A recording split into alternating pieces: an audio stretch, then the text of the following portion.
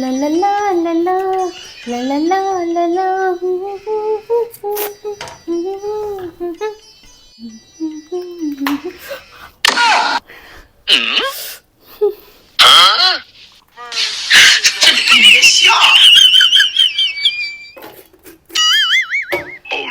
এই শোনো, আমার না একটা ফোন এসছে, তুমি একটু দেখো তো। নুন ঠিক আছে ঠিক আছে, আমি দেখছি। এক্ষুনি আসছি।